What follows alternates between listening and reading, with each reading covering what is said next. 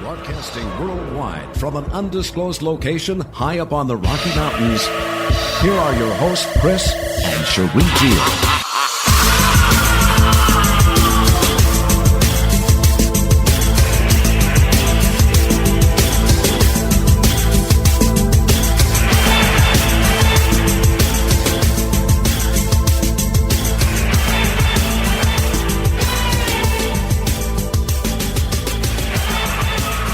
From the volcanic arc in the Pacific Northwest, you are tapped into the Truth Frequency. Hour number 2, it is February 26, 2016. Thank you again to Michael Britt, who joined us in the first hour of the broadcast. Shared some really, really good information and gave me those chills again that I need to get back out there and get back to work. Winter has been kind of wrapped in a blanket, do nothing. Mm-hmm. Well, no, I take that back. We've gotten a lot done, but not spiritual work. So we got to get back to the spiritual work. Yeah, we do. So joining us is our good friend Mark Sargent of Strange World right here on Truth Frequency Radio. Of course, the filmmaker of Flat Earth Clues, and somebody that I really look up to and admire because of the way that he's presented the information in such a manner that nobody can really look at it and go, this guy's crazy. And unfortunately, in the Flat Earth community, there's a few people that are making it look crazy. And Mark, Jaron, and Patricia Steere are some of the only ones that are not. So we had Patricia Steere on the line with us as well. So I don't even know what we're going to get into. It's a totally off-the-cuff broadcast tonight. But first of all, Mark, again, I'll say this 1,000 times. Thank you for inspiring me to think outside of the ball and think in a completely different way, because it was definitely life-changing. Oh, and thank you for such a wonderful and flattering intro. And yes, by the way, I'm probably considered, nobody has done it yet, but I think I'm a gateway drug to the Flat Earth community. You are, for sure. And yeah. Once you know, the first one's free, and the next one you just can't stop. The first one's always free, baby. Yep. Yeah. And we have Patricia Steere. She hosts Flat Earth and Other Hot Potatoes. And Patricia, first of all, let me say happy birthday, because I know it's just your birthday. And also, let me publicly apologize to you for misjudging you, because I kind of kept a little bit of a distance, because I've seen other people come in and attach themselves to certain people and then create nothing but problems. And so I've been weary because of my personal experiences with other people. But when Mark got sick and I saw the way that you were right there by his side the whole time, I said, wow, this is a really good person. So many, many apologies for that. Thank you for saying that. And Mark was my gateway drug, too, into Flat Earth back in March of last year. So that's how I found out about it before I went on to explore with other YouTubers and find out more information. So, yeah, Mark, thanks for addicting me to it. Oh, no problem. And by the way, for the record, she still may be an alien robot, for all I know. I'm just stating that. So. Well, it would make sense with the comic background, the android thing and all that. but she's not a witch. I know that much. Well, we're witches here, so it's okay. Oh, okay. Yeah, that's fine then. I'm a high-ranking black magician. Haven't you read the blogs? No, I haven't seen that. I'm demon-possessed. I'm a high-ranking black magician. I'm everything. I'm whatever the person is projecting from within themselves. Yeah. I'm the same way. I'm everything, and I'm everything that people have projected on me, and things I never imagined I could be. I'm a reptilian. A vril has drilled into my eye, and I'm shape-shifting during my broadcasts, and also Wiccan, and all these other things people say. So yeah, hey, I'm right there with you. Yeah, I guess the more you're out there, the more people are just going to say that. When in reality, I'm just a person who found really amazing information and just went with it and decided I could contribute something, and here I am today. Yeah. She tops me. All I am is an NSA Masonic drone pilot. So that's all I got. You got to work harder, Mark. I know. I need more labels. I need stalkers. I guess no, don't say that. Not on this show, because we have a couple, and I don't want them to come your way. Oh, okay. Knock on wood there, but it's amazing because I guess people they live conspiracy, they breathe conspiracy, and so they try to find a conspiracy in literally everything. And 99 out of 100 people that I've met, not only in the flat Earth community, but in this whole conspiracy realm, are just regular people, just like I am, who woke up and wanted to get a message out there. There have been a couple of individuals that were questionable, but it's funny how people always project that onto everybody else. Is that, I mean, what do you think, Mark? Is that just paranoia? And I actually had to, and I think I said this on Patricia's show and a couple other things, and that is when it's hypocritical for me to say, yeah, you're absolutely right. I mean, they put everything under the microscope, everything. And flat Earth will open up your mind even further to where you not only are you open-minded, but now you're even more suspicious about everything, because what can you trust? And so when I said, yeah, it'd be hypocritical for me to say put everything under the microscope except for people in the flat Earth, like Patricia and myself and others. And that's not fair, because if anything, absolutely put me under the microscope, and hopefully I can, I can pass with flying colors. But yeah, it goes with the territory. The conspiracy crowd is naturally suspicious. I wouldn't go. It's somewhat paranoid. It really varies with the individual. We've seen behavior all over the place. I've got a friend who's a clinical psychologist, and she's just been dying to get into this eventually. It's like she wanted to do a show dedicated on conspiracy people and psychological profiling that goes with them. And I said, I don't know. We'll see about that. So, Patricia, what was your background before the flat Earth stuff, and what was your awakening like? Because for me, the first million times I heard it, I said, "This is crazy." One of my good friends, who's a Freemason, on top of it all, was trying to convince me that the world was flat, and I dismissed him, even though he was a really good friend that I've known for years. Oh my God, this guy's lost his mind. I was telling Sheree in the behind the scenes, this guy's lost his mind. I don't know what he's talking about. But then when I saw Flat Earth Clues, I said, okay, I'm going to start paying attention to this seriously. And then I couldn't debunk the information. I mean, I couldn't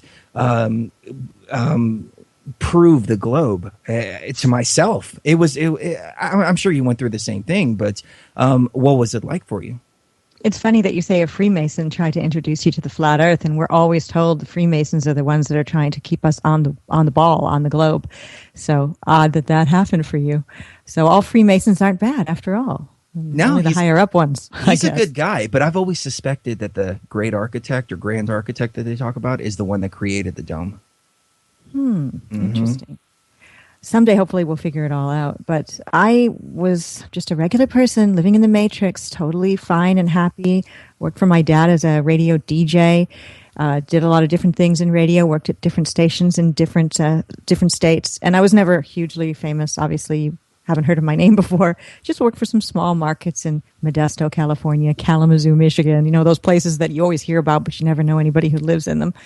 And anyway, after that, I got out of radio, got into another passion of mine, which was clothing. I was always interested in art, fashion, design, and started up a women's boutique clothing store in, of all places, New Orleans, Louisiana. Got tired of that after creating the store and decided to eventually sell it and get rid of it, although it was really fun. But during the time when I was running the store, I had to stand around a lot. But when there were no customers in there, I could sit down, and I had my computer there.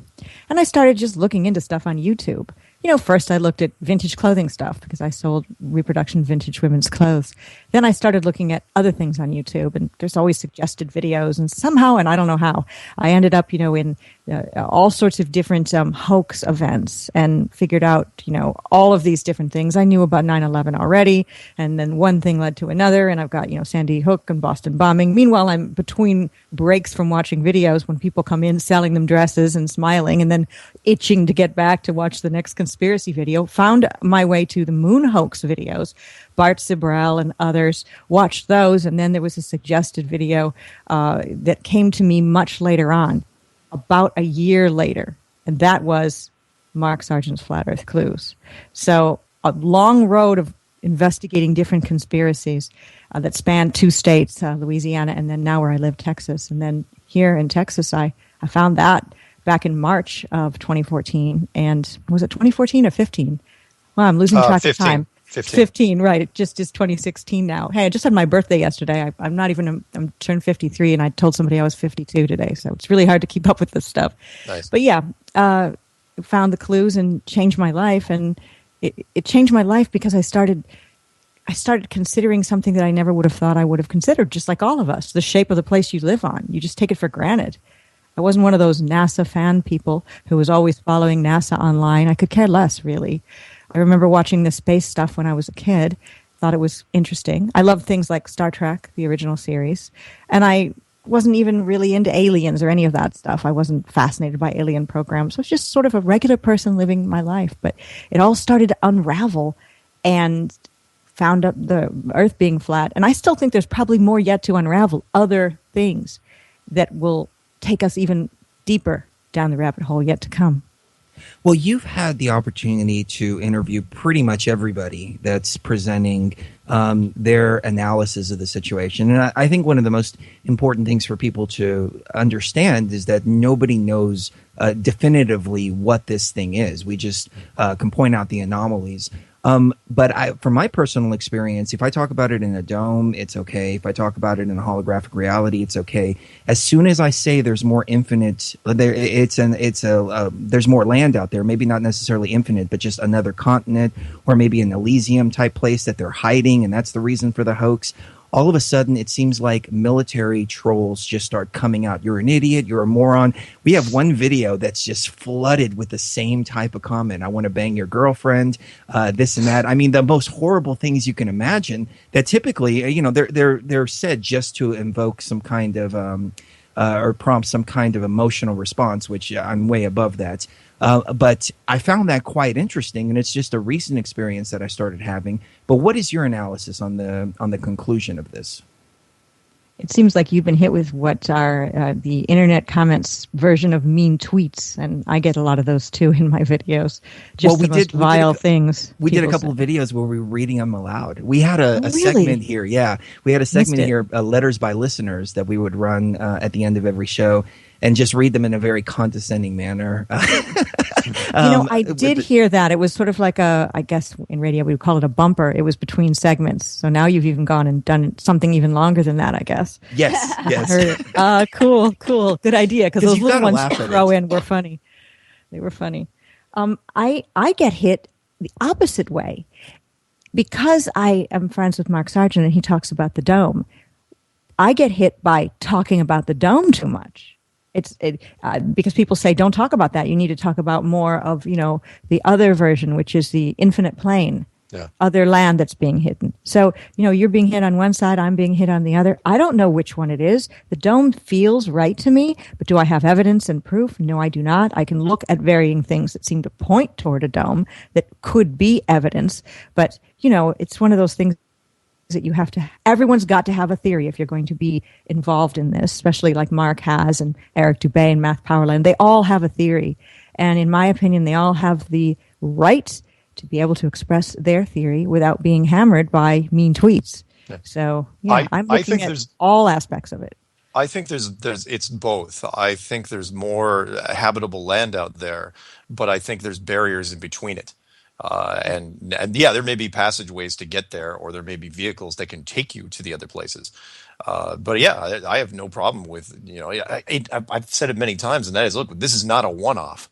We'd be silly to think that this is a one-shot deal where there's only one area where it's habitable and there's not more land out there. I know there's different camps, and I know we have disagreements, but one of these days we're going to figure out what it is, or somebody's going to tell us. It certainly looks like it's leaning that way lately. I think Mark's way of looking at it includes all the other camps, but the other camps, sometimes their way of looking at it excludes Mark's model. Yeah. Mark's pretty much like, that sounds interesting. Possible? Sure. About all the other models. Because no one knows. We don't know. I'm open to all of them as well. Not because I'm copying what Mark does, although he was my first influence in this, but just because that's the way my mind works. Because I don't have proof, I'm going to look at all the possibilities and nod my head, yes, let's continue researching. On an energetic level, the dome feels the best to me. Me too. My intuition is jumping out and saying, no, we're in some kind of artificial construct, a fishbowl. And the question that I always pose to people is, do the fish know that they're living in an aquarium, or do they think that they're living in the ocean? They think they're living in the ocean, obviously. Yeah. Yeah, and which is why in a dome structure, that's what you'd want to do anyway. That's what I said in the clues, which was that one of the major points of this was to make sure everyone was acting naturally. That they didn't know, because human beings, opposed to every other life form on this world, do not like confinement in any way, shape, or form, regardless of how comfortable it is. And I think that's really, really interesting. That it doesn't matter how much land it is and how beautiful it is. All they're going to care about is the barrier, the edges of the world, because we're infinitely curious. We love a good mystery, and that's all we care about. It's like, who built it? Where is it? How big is it? Can we get through? And so on and so on.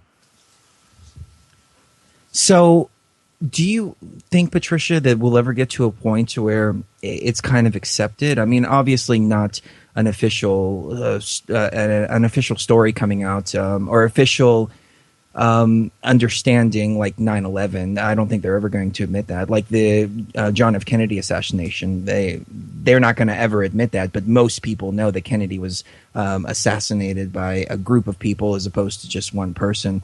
Do you think it'll become common knowledge at one point? I go day by day on that, depending upon what I'm seeing online and how people are treating myself and others. Some days I think, yes, this is going mainstream. This article I read, or this blog I read, or something mainstream that's happening with the rapper B.O.B. and all these other things. I think, yes, it's happening.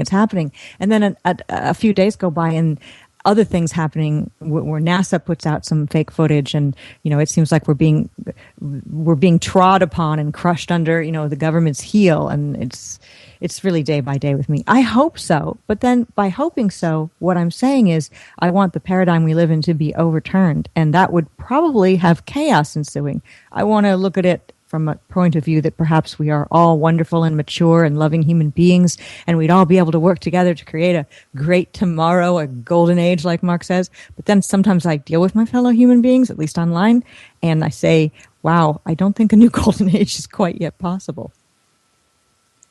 It is a shame how some people treat other people. And I think the internet, the anonymity behind the internet kind of dehumanizes people, because you don't realize that there's a human being on the other side of the screen. And the worst comes out in people when they're anonymous. I think that shows their true colors, because I asked some of these people, do you treat people like this in your day-to-day life? I mean, if you do, then obviously you probably don't have very many friends, et cetera, et cetera. But there are some really good people out there as well. And so those are the ones that I try to focus on, the ones that have the really good energy.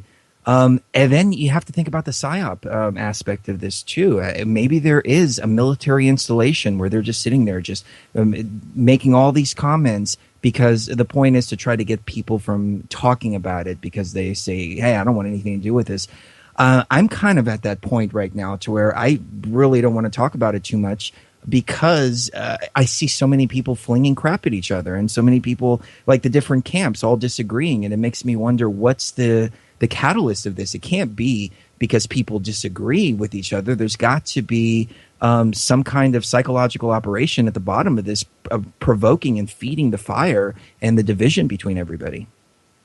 Yeah, there's got to be. I don't think that part of it is natural, because I don't ever really see the actual human beings that are stirring things up. There's a few people I suspect that are major players that seem to be stirring things up, but there's all these other yes men under those people who I never see. They're just a name that you see in a comment section, and they seem to be around a lot, doing repetitive commenting and creating that sort of infighting that is common. I would just wish everybody would say, we don't know what the model is. Let's work on maps. Let's work on figuring out if there's a dome, no dome, more land, no more land. Let's just all realize it's flat, or as flat as, it's not a globe is a better way to put it, because it can't be completely flat like a pancake. It would be impossible. You see mountain ridges and things like that, and valleys. But it's not a globe. We don't live on a globe. And we're not spinning. These are two things that all of the camps have in common. And if we would just bond on that level and go from there. I don't mean hold hands and, the old sing kumbaya thing, but just understand that everybody that's involved in this wants a better world and doesn't want to be lied to. So, hey, let's just go forward with that. I don't want to fight. I never fight. I fend off fighting and name calling. I never do it myself. So how do you think the world would change if we came to the realization that it was a dome? Let's just use that conclusion. And we realized we were in this very, very small space, and there's way more out there. And all of a sudden now humanity is looking at this dome, as Mark says. How do you think the world would change? Would people start fighting? Would they start to try to figure out which god it was that created the dome, or would we all unite together to try to get out of the dome? Mark, I think maybe you have lots to say on this subject. Come on, really? Well, I'll do it, but I just talk. I don't want to be hogging the conversation. I'll chime in. All right. It could really go either way, and thank you, Patricia. It could really go either way because it depends what the powers that be want to turn it. Where they want it to go. Yes, I still firmly believe it could be turned into a potentially new golden age if it was handled the right way. Because if everyone, especially with social media, I mean, Lord knows it's set up for it.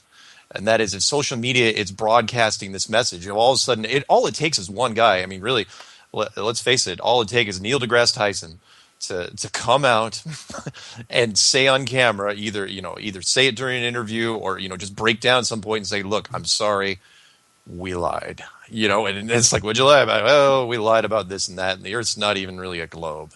At that point, the people would be in shock for a while, and everyone would go outside and look up at the sky, and it wouldn't look any different, but they would feel it was different. But at the same time, it still feels like it's a setup for something bigger. Like the very next. If it was me doing it, it'd be the perfect opportunity to roll in a spaceship of some kind and park it wherever, and someone comes out and says, "Yep, we're the ones that built it." Mm-hmm. and then you just go from there, because they could lay claim to it, and who's going to argue? Because all they have to do is show some cool little proof. I say, by the way, just to prove that we're on the up and up, here's what we're going to do. We're going to turn the moon green for an hour. Ready, go. Moon's green.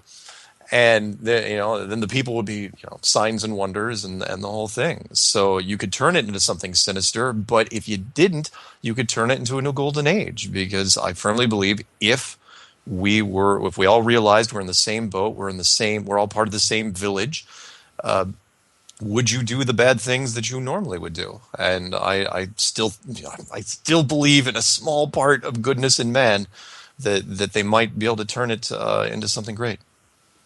So that's me. Very well said. It seems like Flat Earth has made me a better person. Not that I was a horrible person before, but it's made me more conscious of my daily actions and how they can affect others. And that sounds crazy, I know. How could knowing that you don't live on a ball change your behavior? And it's not because I think, oh, okay, now there's a creator and the creator is watching me and judging me. It's not really that as much as it's on a spiritual level or on a deep level that's touching my heart, that I feel connectedness. And I never really believed in a creator before Flat Earth, and then now I do. So it's not that I find that there's somebody who will discipline me looking down from above on me. It's more that I want to be good because I can see that we're connected. I can see that we've been lied to, and I want to connect up as many people possible who don't want to be lied to anymore and become sort of this force to be reckoned with. Yeah. Yeah, me too. It's not that I want, and I don't want to make it seem like an overlordy type situation, but it's not that I want to disappoint whoever's looking up over my shoulder way up there. It's that I don't want to disappoint myself. Yeah. Because I'm looking at this going, okay, really, as far as would I ever do anything, and I haven't for a long time now, and that is, I won't even think about doing something malicious to another person because of this. Because look, we're all part of the same the same family, and so would I hurt my brother? Would I hurt my sister in any way, shape, or form?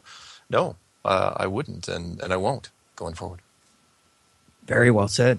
I happen to agree with you. That's the way that I felt. The first thing that I felt, though, when I realized the dome, was a sense of claustrophobia. There was that. I don't know if you went through that as well, but oh my God. I get the emails along those lines, yeah. Yeah, because on a globe, there's the possibility of being able to leave. Yeah. And one day we'll get to the moon. One day we'll get to Mars. We'll colonize Mars. One day, just not in this lifetime. Don't worry, kids. Your kids will be able to. Your great-grandchildren will be able to. But then when you realize, wait a minute, we are in this dome, then it's like, who put us in the dome? Let's get out of the dome. How do we get out? What's beyond the dome? Yeah. All the questions that you pose. Yeah, the jailbreak scenario. And that is, and again, it seems like that's what our military and the governments have been working on ever since the 50s, which was, it's like, because that's man's first instinct. It's like, oh, look, a wall. Let's bust through it. What's the biggest thing we got? Atomic weapons? All right. That's not working. What else you got? HARP technology? Ooh, that might do it. Nope, that's not working either. Oh, hey, this CERN thing looks promising. I mean, it seems like that's all, at the highest levels, all they've been trying to do for the last 4 or 5 decades. I felt free, actually. I didn't feel claustrophobic with knowledge of there potentially being a dome and living on a flat, motionless plane. I felt freer. It's crazy. Wow.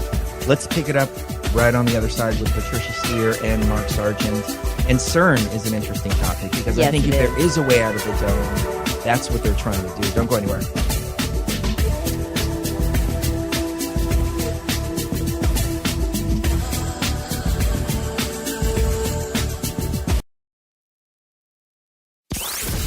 Waking up the masses with Robert Bruce, Monday through Thursday on Truth Frequency Radio.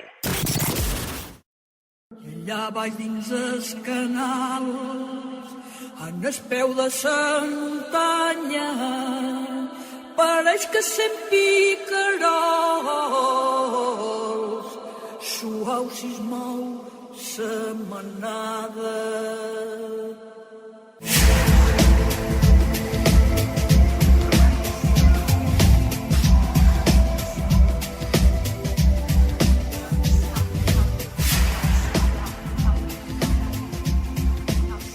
Speaking with Patricia Steere and Mark Sargent about all of the mysteries of the known universe, whatever that means.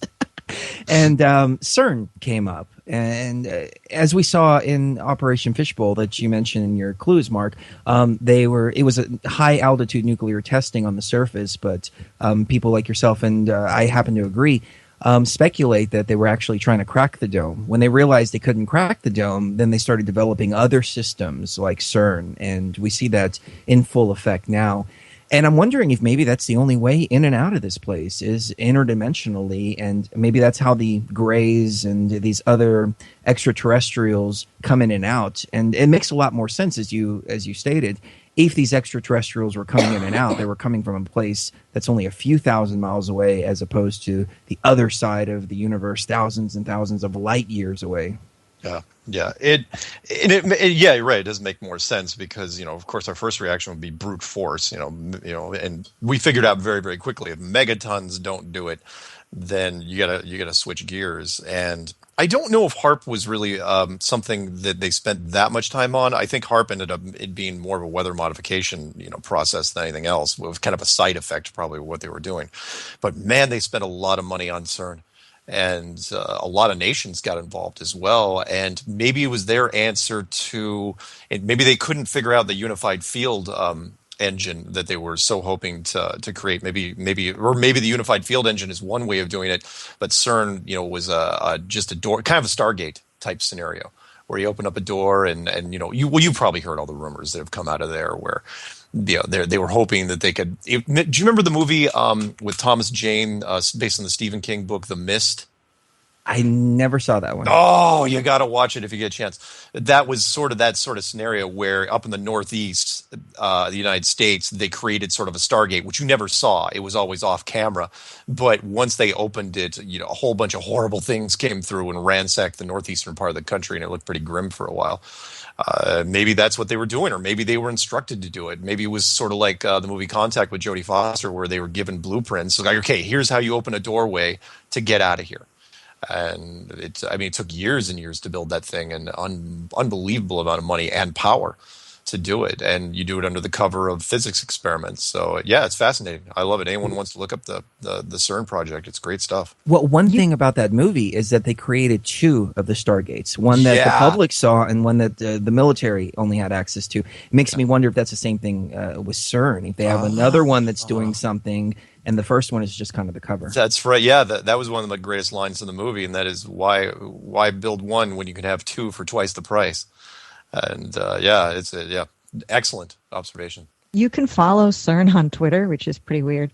And their logo is really literally 3 sixes kind of entwined, which is why? Why would they do that? But are they playing with us to make us think that CERN is trying to summon the Antichrist or is going to make a Stargate to hell?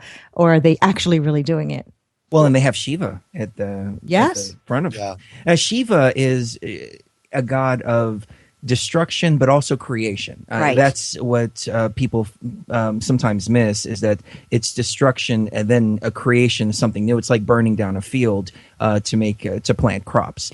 But I don't think that any person has a right to do that. Right. Even if that's what their goal is. Yeah, do as thou wilt shall be the whole of the law versus do as thou wilt but harm no one. There's 2 very different concepts there. Yeah. We'll look at the first atomic trinity test, where one of the physicists his math said that, it's possible we could ignite the atmosphere and kill everybody. And the argument was, well, if it happens, who's going to yell at you? Right. It's like, okay. At least no one will be there to yell at you. Exactly. And if you can punch a hole in the dome with atomic weapons, and we need to try it. Yeah, and it's biblical. Let's say we're actually underwater, like the Rob Skiba model, where, on top of the whole dome structure is actually water. It's like, well, then you get the Great Flood scenario again. It's like, again, who's going to yell at you? Right, right. Well, the barge in ancient Egypt, that boat that they're always painting on the tombs, that would signify the boat that the dead would take to the land of the dead, and then you would go through all your trials and all of that. It was actually surmised by a lot of researchers lately that the barge might actually be a wormhole that is created for the dead to leave this plane of existence for good and not have to be stuck here. Interesting. Is that the Egyptian funerary barge? The funerary barge. Khufu, I think. Yeah. Yes. Wow. Yes. And because they say the pyramids were to bury, the pharaohs, and they say that barge was for funerals, but yet we found out that that's with the pyramids anyway, that's not really what they were for. So the barge probably wasn't for what they say it was for either. Well, nothing is what they say it was for or is. I think that the Great Pyramid was used to transport the soul of the dead to a completely different plane of existence that was outside of this construct. And that's literally the only way that you can do it. Interesting. Seems like that's where we should be researching. And also it seems like people who have CERN up and running, European Organization for Nuclear Research, I guess that's what CERN's all about. Why aren't they researching the pyramids? If that's what they want to do, is jailbreak, like Mark says, get out of here, why aren't they using the pyramids? Well, maybe they already did. They already have, and what they've done is they've put a guy in charge of antiquities over there that is a complete gatekeeper of any kind of information that's new, any kind of anything that goes against the Judeo-Christian ideology, anything like that. He just throws out and denies until you actually come up with your own money to go over there and pay to have enough time to prove your case. And then he's like, oh, okay. Yeah, that's true. And it's happened time and time again over different subjects, especially those relating to the Great Pyramid, different shafts and different secret tunnels and secret chambers that they found in the Valley of the Kings that's right next to the pyramid. They found different tunnels and things like that that could lead right under the Sphinx and under the pyramid, and they won't allow anybody to do any kind of investigation on it. And in fact, when it came to the Queen's Chamber, the Queen's Chamber actually has shafts that go out to Sirius, whereas the King's Chamber has shafts that go to Orion. And so the Queen's shafts have been completely, messed up. And then they came out with fake video showing them going through a fake wall and finding another fake wall. and you can easily prove that the two videos are not the same. So apparently they're finding out some more about the shafts that go into the stars, but they won't tell anybody what's actually going on. And they're coming up with like fake videos, similar to what NASA does, to keep the Egyptologists quiet. Wow. When I was in radio in the 90s, I interviewed Graham Hancock. I was always fascinated with that kind of stuff. And I work for a small radio station, and FM and AM. And on the AM, I got to interview him on the phone. He had a bunch of different books, and I'm sure you're aware of Graham Hancock. And that's before I found out about the flat Earth, of course. And he was talking about, at that time, I think it was Fingerprints of the God might have been the book that he was doing his tour on at that time, maybe, or the one earlier. But he was talking about having some kind of a robotic device going into the different chambers and filming and find out really what's under the Sphinx. And then, of course, time went by and, lost interest in all of that because I felt that, I didn't even know what the term gatekeeper meant back then, but saw him as being somebody who has good information, but probably is gatekeeping on many, many things. So.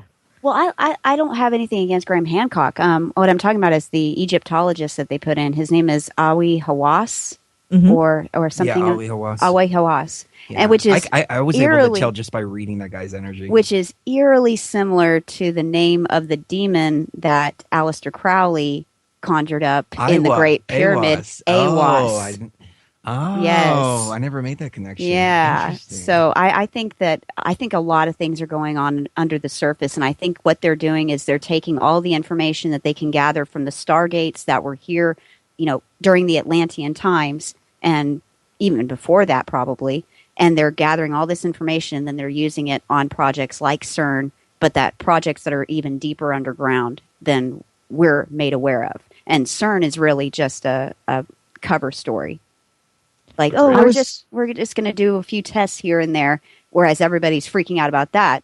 It's the Area 51 to the Dulce base situation. Like, yeah, my analysis on Area 51 is that's the cover, the cover up for the real alien base in Dulce and all that. It's same kind of premise here. Yeah, I think there's a real CERN that's even more badass than they are recognizing, and it's. I mean, I'm sure that they've created wormholes and they've gone through those and they've developed time travel technology and all of that. I'm completely sure of that now. We've had too many different weird things happen. Guy. Oh, go ahead. I didn't want to interrupt you. I'm sorry. I just wanted to let the listener know that Graham Hancock is a fascinating and intelligent guy, and I don't mean to put him down. I mean a gatekeeper in that he's talking about he's not talked about the flat Earth, and one would think that he would be able to see things happening with the things that he's uncovered that would line up with flat Earth. Maybe he's an unknowing gatekeeper. He's just not explored it yet. I'm always hoping these big figures will put their research together with flat Earth and then really be able to dig in and find out what's going on. I think it's fear, though. They're afraid that other research is going to get discredited if they talk about flat Earth. People were coming to me when I first brought Mark on and Jaron and started talking about flat Earth and saying the same thing. And I said, look, number one, I don't care what people's opinions are if they're not awake and if they're not open to ideas. Number two, I'm not going to put up walls. But really, the subject has done nothing but great things for TFR. I mean, we've taken off significantly since then, and it's had the opposite effect because I, at least from what I understand, there's a lot of stations out there that actually ban the topic because they think that it's going to somehow discredit them or this and that. I don't see that to be the case. I think people just need to balls up and start really investigating it. Don't put up barriers around your journey for truth. I mean, that's just... It's counterproductive. Yeah, and honestly, how can anyone still say that after that media explosion from early last week? Would you mind if I broke it down for the listeners that apparently have been living in a cave for a little while? As long as you do more than just drop a microphone. It's good. It's good. Yeah, for anyone that doesn't know, this topic has gotten a whole lot of play in the last couple of weeks. It started back last week, which would have been the 25th, when you started out before that when Tila Tequila came out and did a little Twitter rant, and people said, "Oh, okay, that's kind of a novelty thing." But then on the 25th of January, rapper B.O.B., who wasn't exactly small time, he was Grammy nominated, came out with a song called Flatline, which, even though it had sort of that heartbeat medical flatline in it, it wasn't about the medical thing at all. It was literally the horizon flatline. He's a flat earther. And he made this song and released it for free. And it talked about how, NASA was corrupt and everybody's in on it. And then the last minute of it was just a soundbite used from Neil deGrasse Tyson's university speech, which we all know very well, where he talks about how the Earth isn't a perfect sphere, it's an oblate spheroid, and that it's sort of pear-shaped and heavier at the bottom, even though all the NASA stuff they show is a perfect sphere. And that's how the song ended. And that should have been it, right? And then he goes on a Twitter rant, as he's releasing this song, much like Tequila. But then the interesting thing happened was 12 hours later, Neil deGrasse Tyson himself, the most high-profile scientist in the world, the guy they wheel out in front of the cameras whenever something is interesting going on, he comes out and does a Twitter, bounces back with Twitters of his own. And then less than 24 hours after that, his nephew, Steven, helps him make a rap song. I think, if I'm not mistaken, Patricia, didn't they rip off a Drake song for that? Yes, the beats from Drake. The beats from Drake, yeah. And so they released, because that's totally credible, having a world-renowned physicist do a rap battle with another rapper, that makes perfect sense. And I thought, okay, it would have ended there. The weirdness would have ended there because, every major media publication was covering it. Everybody from Time Magazine to the Wall Street Journal to People to MTV to NPR. In fact, I had a friend call me up and from a wine bar, and she goes, "You're never going to believe what I'm looking at." I go, "What?" She goes, "What's this rap battle between Neil deGrasse Tyson, who she respects, and this rapper?" And she goes, "You have anything to do with this?" And I go, "I really can't comment on that. I'll talk to you later." And then Neil deGrasse Tyson comes out on two different primetime television shows and does this big monologue. There's 3.5 minute monologue where he's basically calling out B.O.B. and saying how he's wrong. And then at the end, they were very well scripted. And, he takes the jacket off and he's got his black T-shirt. And he's trying to rap, but he's not really rapping. And at the end, he says, "This is gravity," and drops the mic. And then walks off stage, and the crowd goes nuts. And for people that don't know how significant all this is, every mainstream, this was media gold. Because it was probably the most interesting story of the week or even over the last year. And then I don't know if I sent this to you, Chris, but did you see what happened the very next morning after that? No, what happened? Oh my God, the Leonardo DiCaprio thing. No, I didn't see that. Oh my Lord! I'll send you the link as soon as we go to break. Leonardo DiCaprio happens that morning after Neil deGrasse Tyson's on television, he's visiting the Pope at the Vatican for a little 15-minute meeting about climate change, which was very interesting. And there was only one camera in the room, one video camera, and there was a couple of people taking snapshots. And he breaks out this book, and he's talking to him about a picture that was above his crib when he was a child by Hieronymus, and forgive me if I'm butchering the pronunciation, Patricia, Hieronymus Bosch. Does that sound right? Got it. Okay, good. Really Hieronymus Bosch, which is basically, and he goes, and this was when we portrayed the Earth when people thought it was still flat, and we're going, okay, where's he going with this? And then he goes, and then Leonardo goes, and to me that represents the future, the promise of the future and enlightenment, and I think it does to you too. And it's and then he closes the book, and that was basically the end of the clip, and I was going, why is he talking about this? He's got a 15-minute meeting with the Pope. Why is he even bringing up flat Earth? It was the picture was an enclosed world. Yeah, it was an enclosed dome. It looked just like a snow globe. I was going, oh no! And I'd never even seen it because out of all the flat Earth pictures that were out there, this one never was referred back to flat Earth. It was because it was the cover of a 3-part painting he did called "The Garden of Earthly Delights." And you'd recognize this artist. He depicted a lot of really grim, hellish places, and it was really surreal artwork, sort of like a Dali-esque type stuff. But it was amazing, and all this happened literally in like a 4-day period. And again, so if anyone goes on any search engine right now and types in flat Earth and just hits the news button, there's so many pages of mainstream stories on it that again, I'm sorry, I'm just taking a long way back around to you, Chris, which is everybody's talking about it now. It's not necessarily a taboo topic now. It's at least a topic you can bring up, and people go, "Oh yeah, I heard about that," and they'll probably reference the rapper. But anyway. But some of BOB's tweets are for January 23rd, the war on information. Whose side are you on? Then the next tweet, who recorded all the stock footage of an atomic bomb exploding? And he continues on going that, sad, but one day our kids will have to visit museums to see what a lady looks like. Now, this isn't what you'd think a rapper in general would be talking about. It would pique your curiosity, like, what's going on? Next tweet on the 24th of January, the cities in the background are approximately 16 miles apart. Where is the curve? Please explain this. Then he tweets a picture of the map, the Gleason's map, Gleason's projection.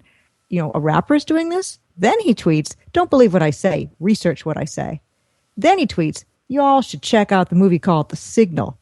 Then he tweets a picture of a man standing among sheep and says, current situation. Then he tweets, once you go flat, you never go back. And it goes on and on and on. He's talking about flat Earth. And then it culminates on January 27th, after the whole media blitz Mark just talked about occurred. And he said, it shows him holding water and smiling into the camera. He posts this picture and says, just took my meds.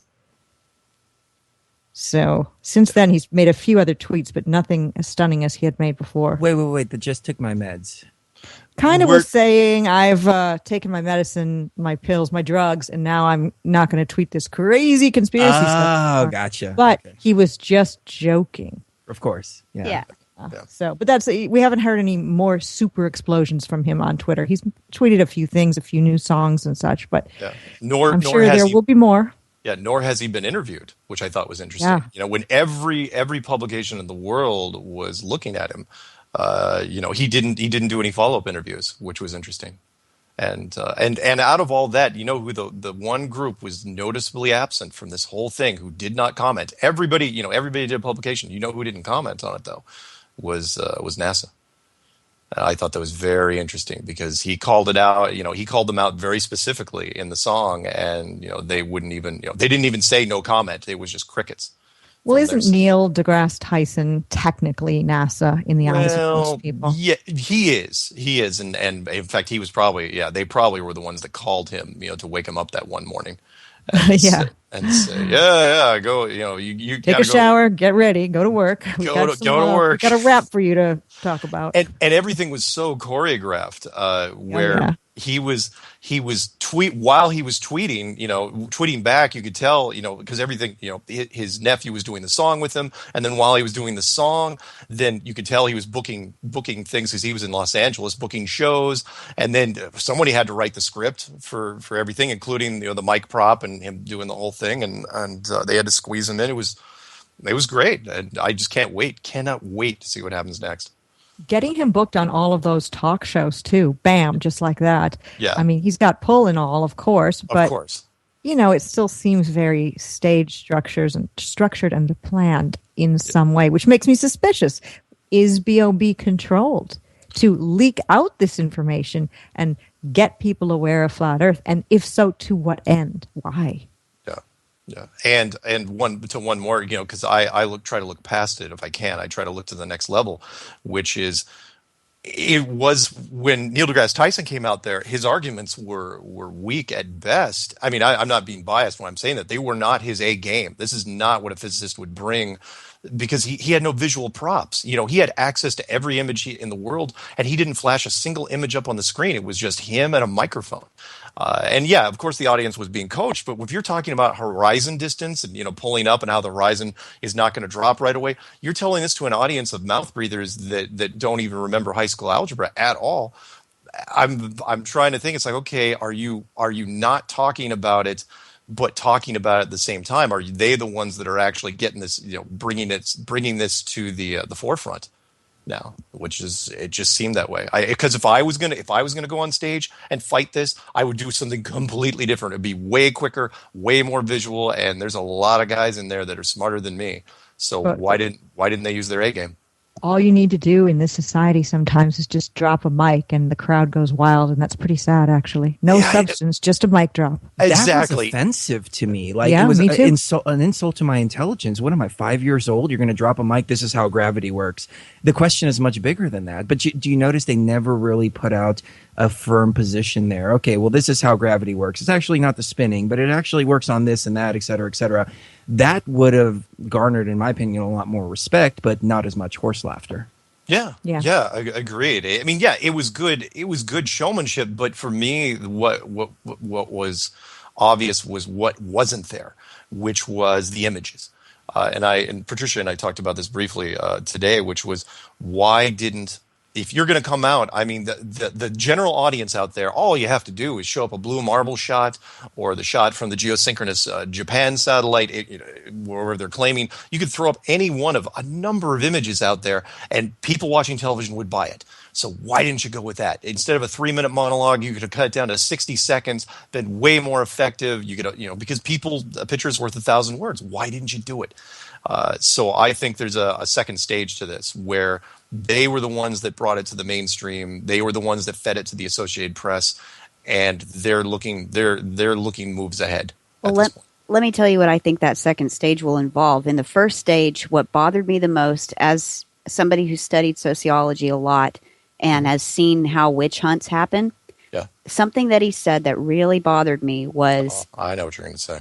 It's okay to think about flat Earth as long as you're not in charge. Yeah. In other words, if you have any power whatsoever, or even if you're an influential figure or a rap artist that gets a lot of hits on YouTube, then you better not talk about flat Earth, because that is dangerous to the body politic. Yeah. Well, and he used the word dangerous. When he's saying, this is dangerous to whatever it was, I'll have to rewatch it, a part of our civilization, kind of making it, the early lead into a threat. And, where we end up in FEMA camps for talking about flat Earth. Well, I don't think it would go like that far. No, neither do I. But you wonder, where are they going to take this? Oh, they're going to include it in the DSM-6 is what they're going to do. They're going to put it in the DSM-6 that if you believe in alternative Earth shape theories, then that's a form of schizophrenia. That's a good point. Right. Or do you create an event like, I'm not, I don't want to necessarily use terrorism on the air, but do you create some sort of event and link it to, by the way, the person that did this event, they were a member of ISIS and a fringe group that believed in flat Earth. Oh, well, let me tell you something. There was a documentary a couple of years ago that talked about what if the Earth was about to end. And this is exactly what would happen if the Earth was going to end in 70 years, if we had 70 years to get survivors off the planet and into like a spaceship to go to a different part of the galaxy to live or whatever. What would we need to do? And they had, and of course they built like this new place to build the spaceship, and it's like the future Earth Society or whatever.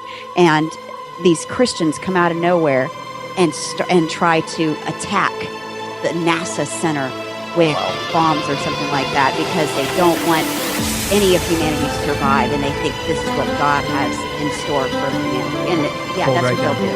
Pick it up. I want to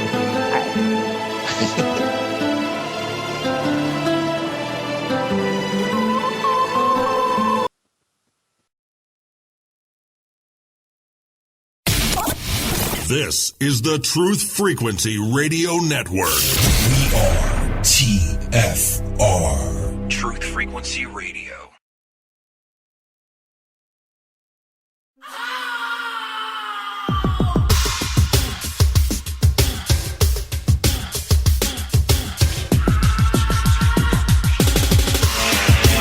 It's called being in the zone. It's called being lucky. It's called having everything go your way. When you deal with computers, you deal with ones and zeros. And the only way that you can make a computer more powerful is to expand the consciousness of the computer. Well, it's something bigger than ourselves, and that's got to be said. Broadcasting worldwide from an undisclosed location high up on the Rocky Mountains, Here are your hosts, Chris and Sheree Gill.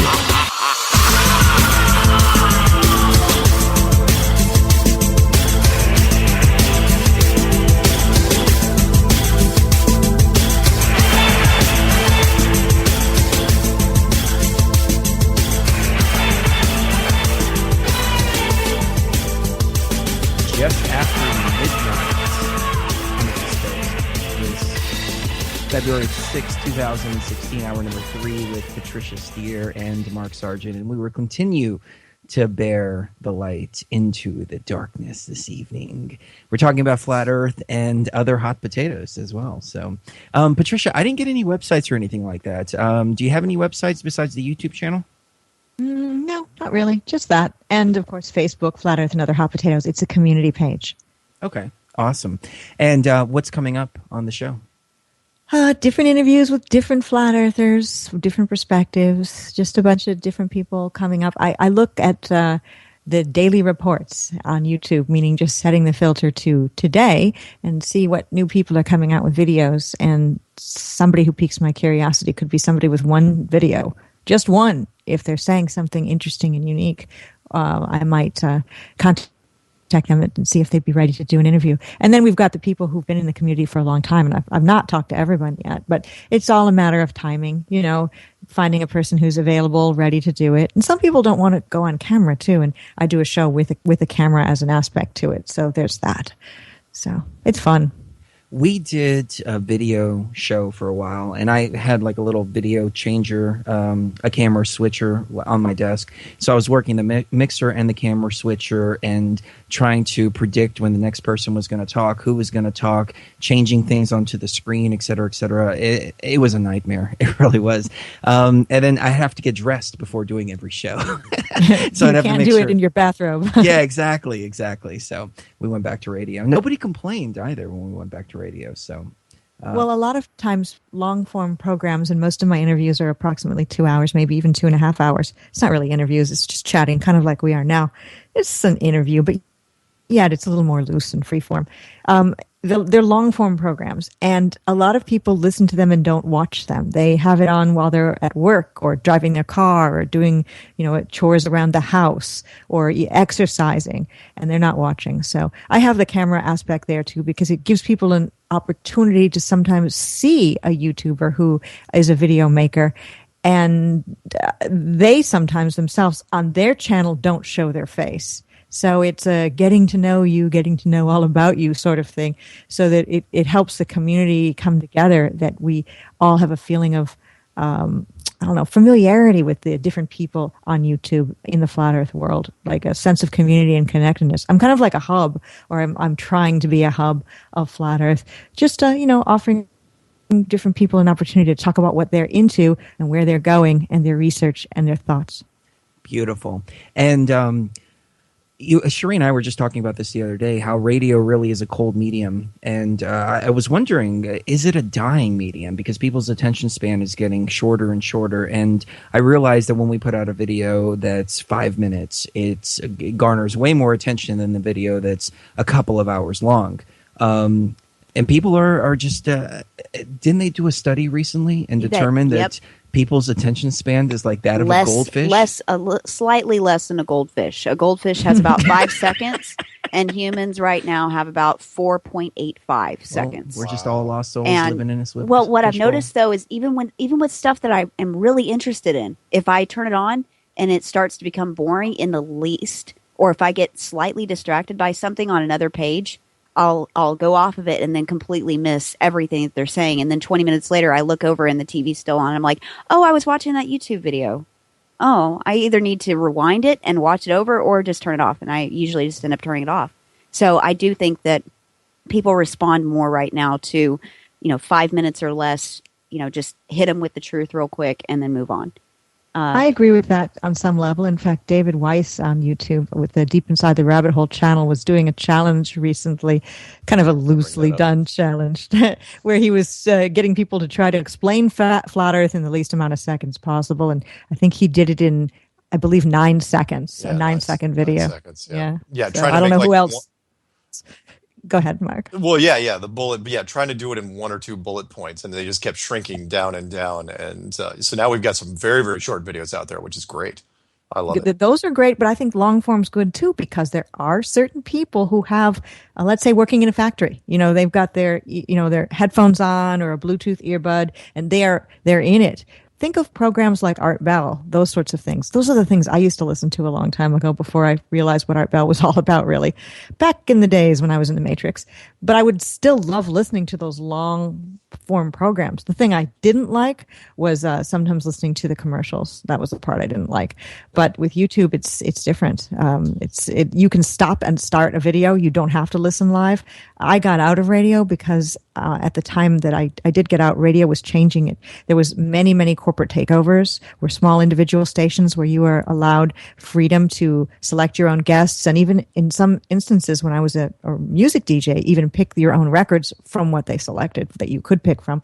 It changed to where it was all automated, and the system would, what we called, stop down, and the mic would turn on, and then you had to talk for 15 seconds. I mean, you couldn't even bring anything up topical to talk about. And then the music would go, or it would go to a commercial, and it just lost all of its fun. And YouTube, for me, has given me the freedom to do the kind of show that I want to do and talk with people however long I want. And the people that watch my channel or listen to it, some of them wish it was a 5-minute video, but some of them will stop it after 5 minutes and come back. And there's analytics that you can look up on YouTube and see what your listening time is. And like I said, I do like a 2-hour program, and my average listening time is 25 minutes. So that's pretty good. And who knows if the person later comes back and finishes the rest of it. Yeah. Hopefully. So one of the most... I'm sorry, go ahead, Chris. No. I was having a conversation with somebody the other day about this. Up until, I want to say, the mid-'80s, a radio station or a company was only allowed to own like 12 or 16 radio stations. And then an act passed, and then one company started buying up literally all the stations. And it became, Clear Channel, I believe is who that. And I've been fired by Clear Channel before in my past, so I know what that's like. So no more radio for me. Rather be on YouTube. Yeah, YouTube. One of their more genius moves was the autoplay feature. Where if you were only watching one video, it would randomly select videos they thought you might like, and that's how I got. Again, one of those things where I still believe that the powers that be are moving this thing forward, are helping the flat Earth movement, is because I've had so many people say that, oh yeah, for whatever reason, this video, the flat Earth was recommended to me. Or it all of a sudden just started playing after I was watching something else, and they just came up on my, I was listening on my headphones kind of, at work, and all of a sudden I started hearing stuff about flat Earth, and I'm walking around going, wait, what am I listening to? And then they got into it. So it makes you wonder if they're trying to let us know about flat Earth, like I had mentioned earlier. I think they are, but I don't know why. Yeah. I do have to compliment David Weiss on that interview he did with Jim Fetzer. Oh, yes. The way he delivered that information, I was on the edge of my seat the whole time. Me too. Oh, my God. I mean, he was just firebombing Fetzer. With the slides. Next. Yeah. And Jim didn't address any of the points. It's sad. Like when Mark was on with Stanton, I felt like Stanton didn't do his research. And I talked to Stanton earlier in the day, and he said, well, who's this Mark Sargent guy? And I said, Stan, it's the day of the show. You don't know who the Mark Sargent guy is yet. And I said, here, watch this and watch this if you can take time out. I don't think he did.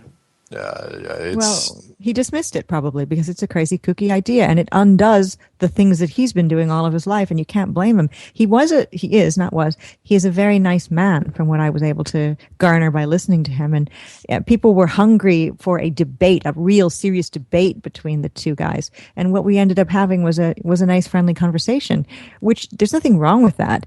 Maybe debates will occur later. I think so, but you can't force a debate where one of the parties doesn't know the material. Yeah, there's supposed to be, and I don't know if I told you this yet, Chris, but there's supposed to be a 2-on-2 coming up where David Weiss and I are going to be going up against Jim Fetzer again and somebody else on his side. But the word on the street is that Jim can't get anybody. He cannot get a subject matter expert to come up, to meet the challenge. And it doesn't surprise me because, again, any physicist, that's worth their metal, are you really going to put yourself in a room where if you make a single mistake, because it's different from what it was 20 years ago. If you make a mistake and you're a physicist now, do you really want that spread all over the internet? You're never going to get published again. And that's all they really care about is being published. So I don't know. Everyone's been scouring the universities, trying to get somebody.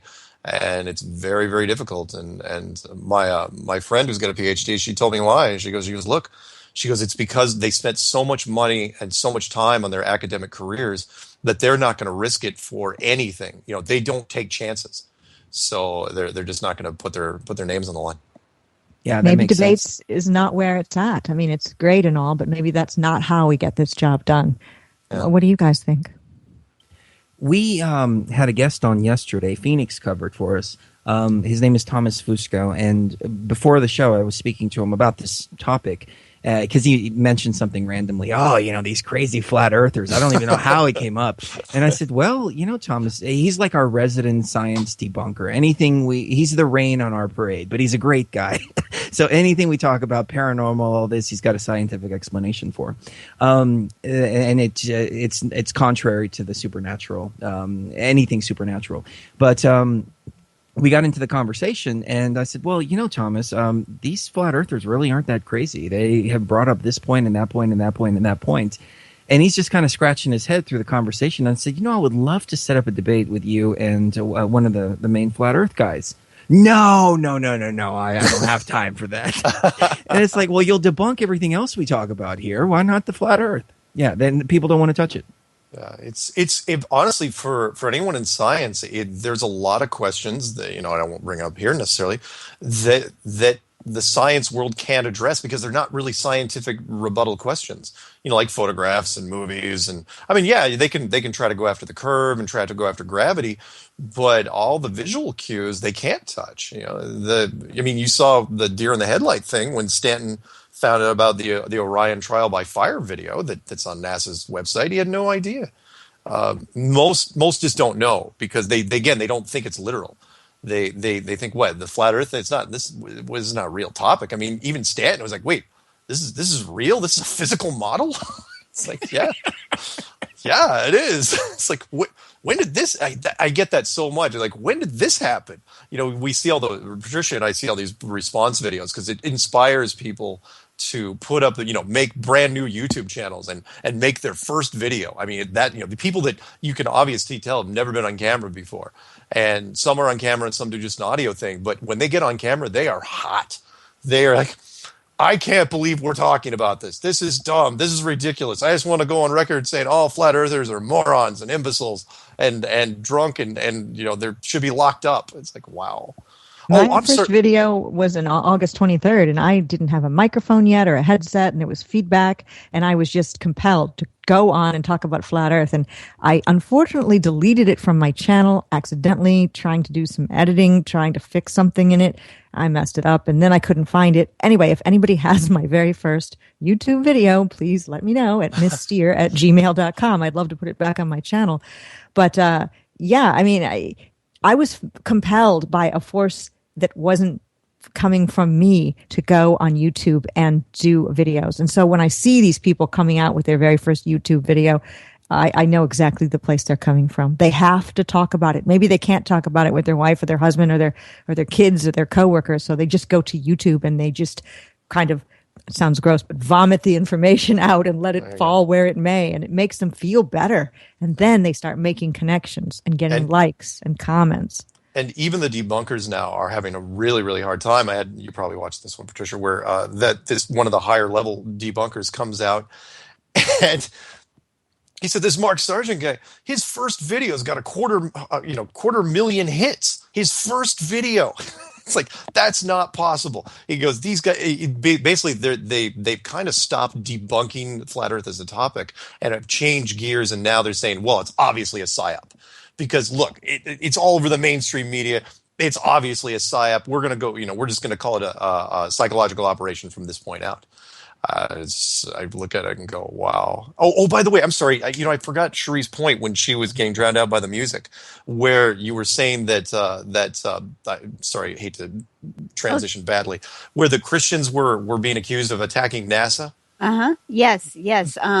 I'm trying to remember what the name of it was, but I know it was about a neutron star that was going to come towards Earth and then completely destroy the Earth, and there was 0% chance of anyone surviving that stayed on the planet. And it was Christians that believed that it was God's will that the Earth was going to end, that wanted to destroy the whole concept of humans being able to get off the planet. And I mean, to me, it just did not ring true. Like, none of it would even be conceivable to a regular person that's thinking.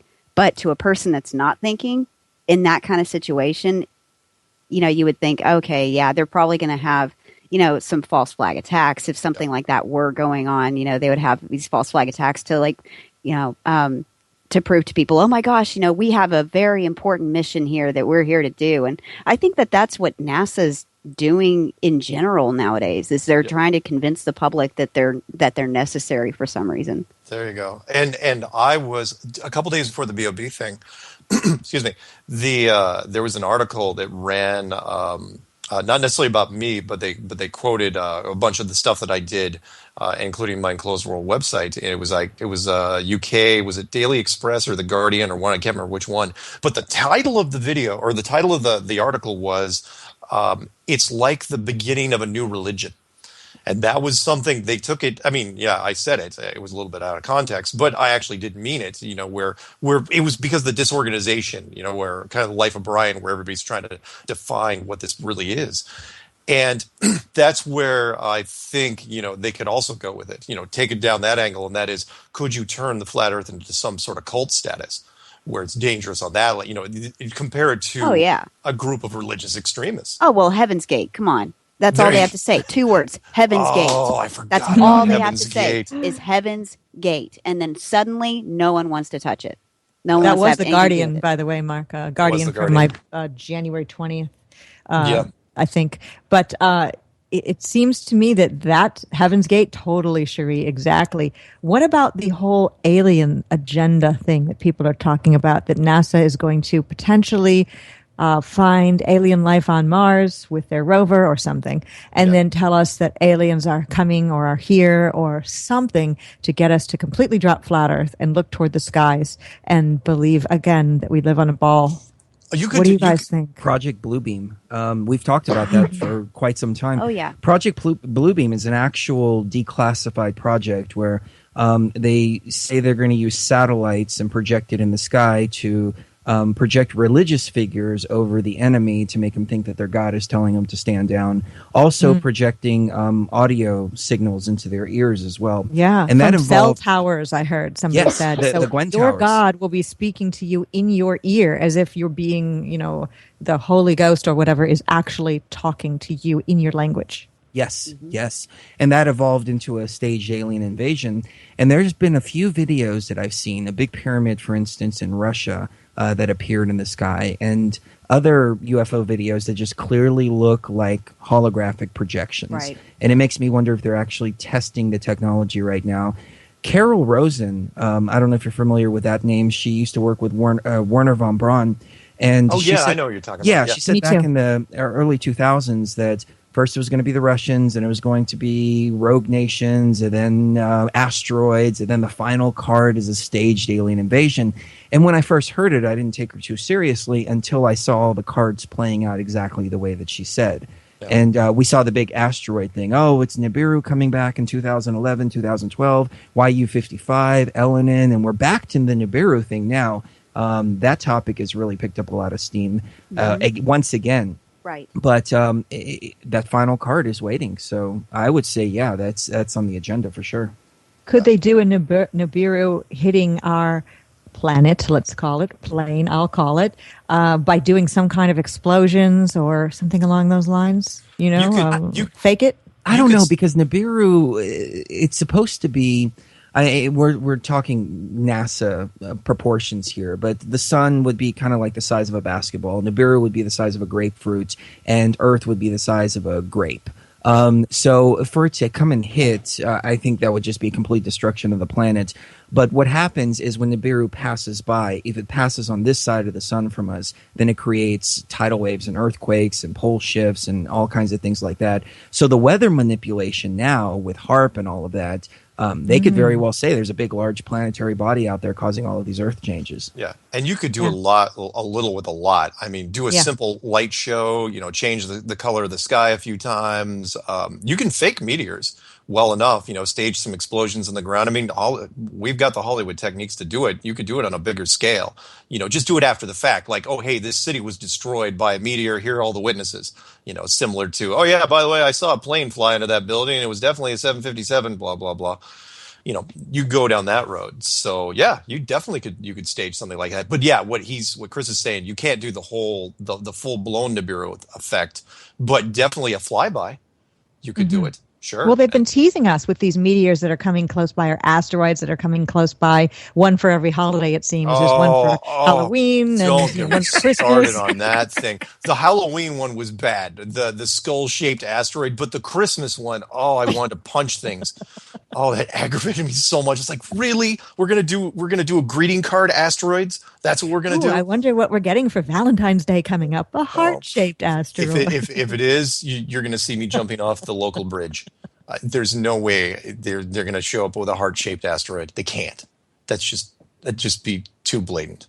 But sorry. But I know, part of me, it's because, conspiracy crowd is so much more observant, and they have to create things. You got to remember the bigger picture here is they have to create things for the lowest common denominator. And that means the mouth breathers that are out there. We all know a whole bunch of them, and that is you've got to dumb it down. I hate to say it like that, but you do. You have to dumb it down so everybody gets it. Everybody understands, which means the plot line, unfortunately, you'll have to make it, your standard action film type plot line where it's so obvious, and the conspiracy people will be yelling, going, "Can't you see? Can't you see this is such a formula?" And then everyone else will be like, "What? What are you talking about? It's a Nibiru. It's up in the sky." Yeah.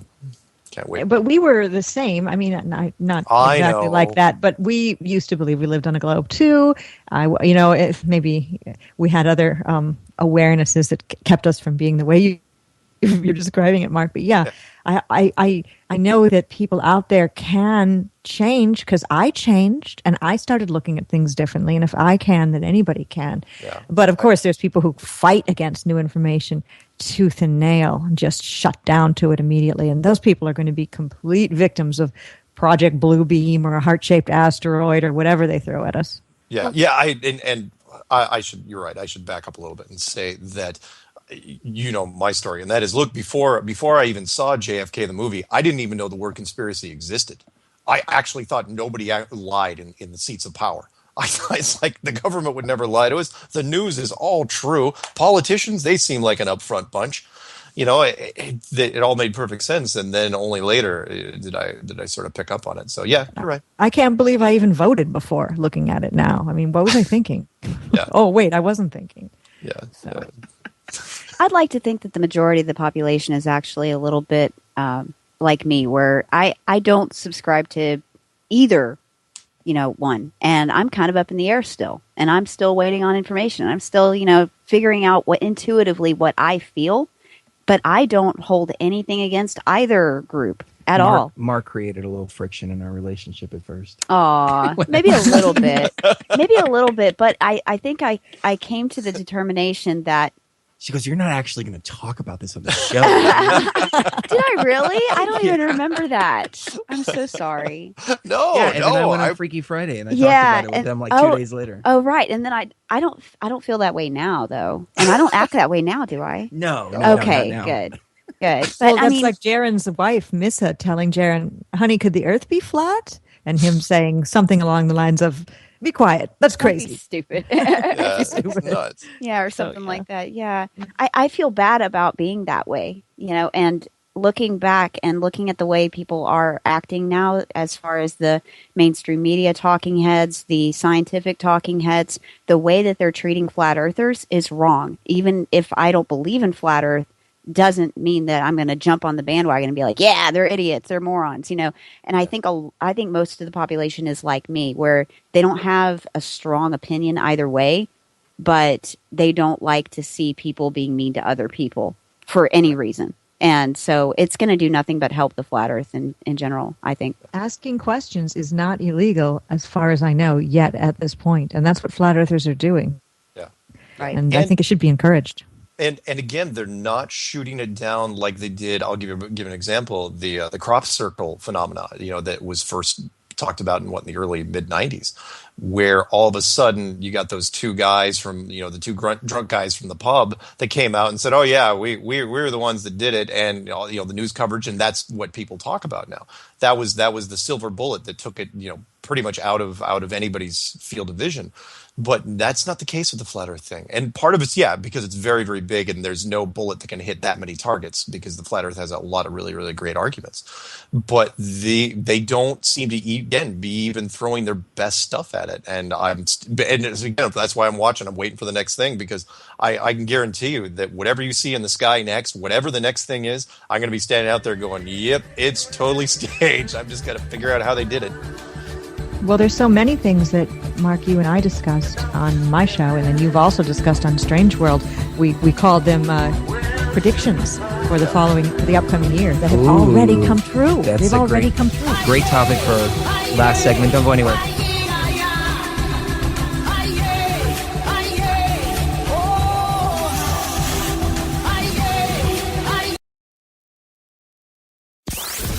The Covert Report with Susan Lindauer. Saturday and Sunday on Truth Frequency Radio.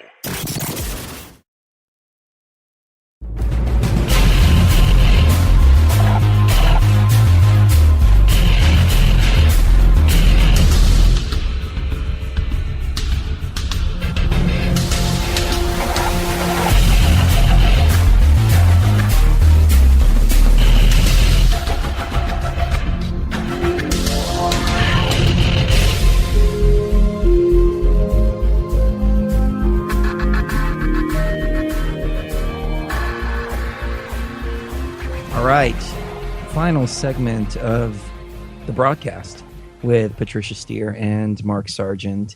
Patricia, you mentioned predictions. Can you go into that a little bit?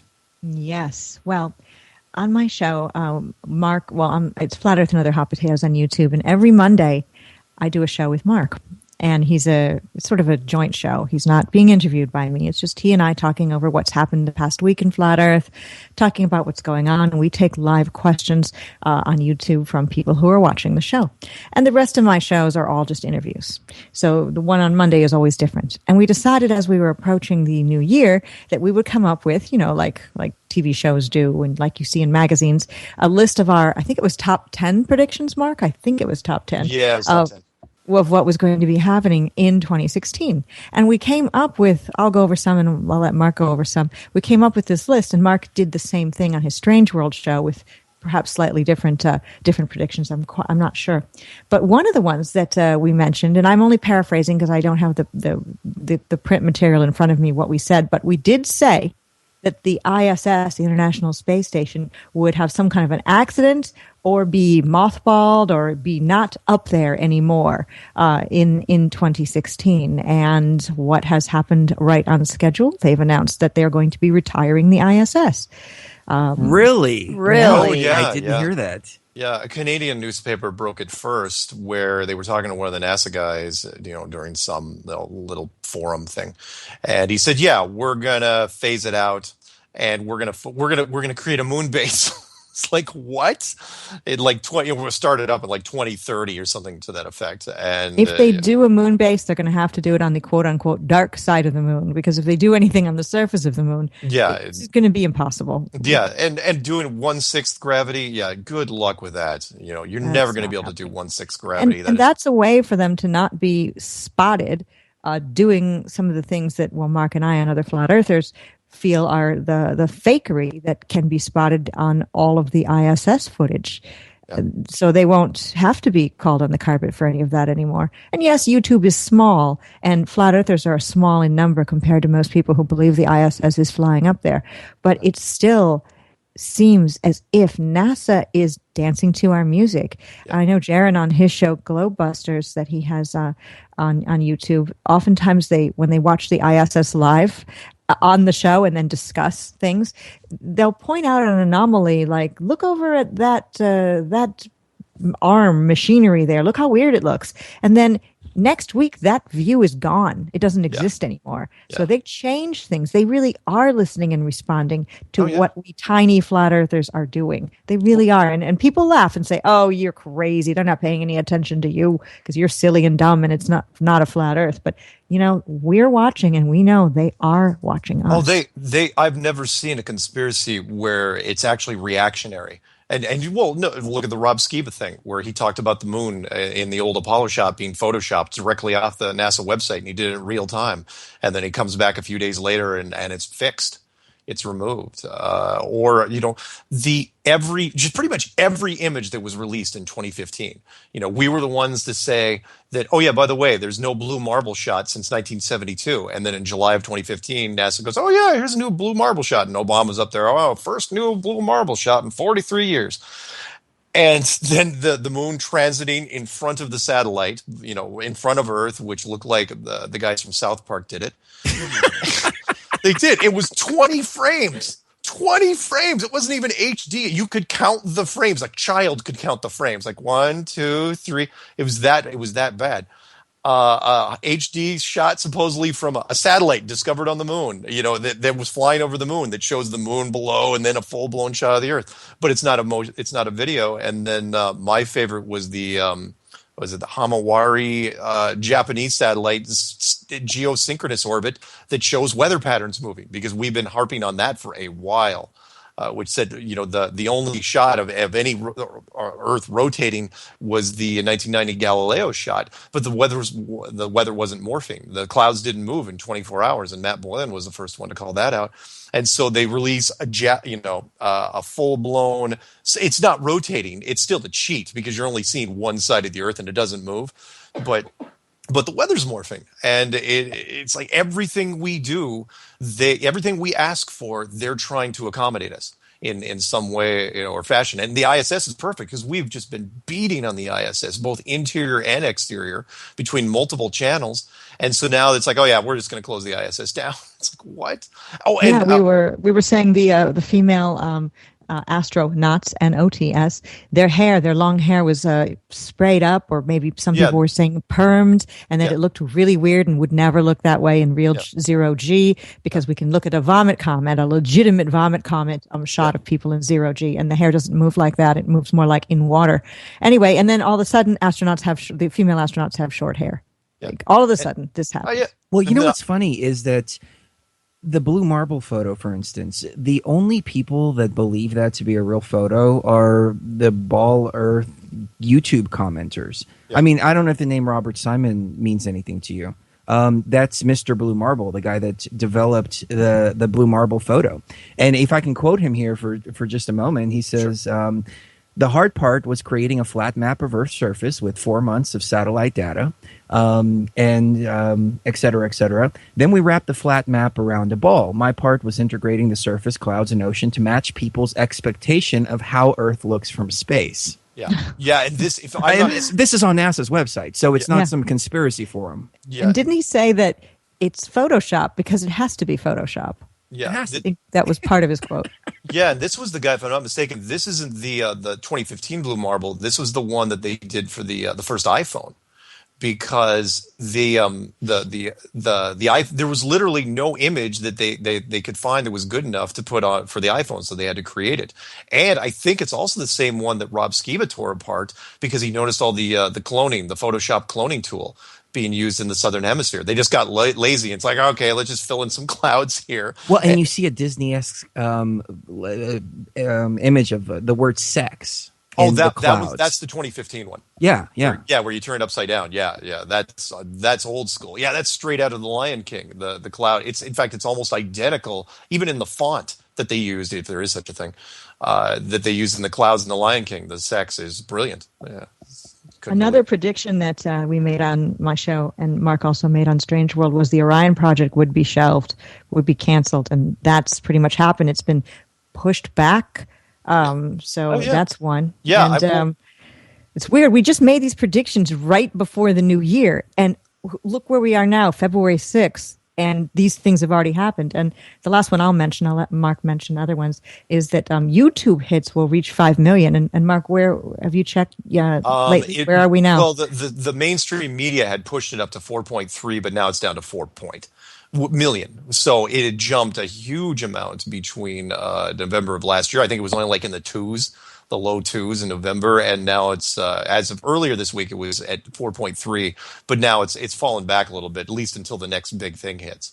And it's not just pro flat Earth searches, by the way. It's people searching like flat Earth is stupid or flat Earth is a hoax, but it's just anybody putting flat Earth into YouTube, and it's definitely on the rise. And we're almost at 5 million, and we're only in February. Yeah, so. Exactly. And I've got to, by the way, I know Patricia made me pull the Mars Orion program one because technically I had made the prediction before we actually had the prediction show.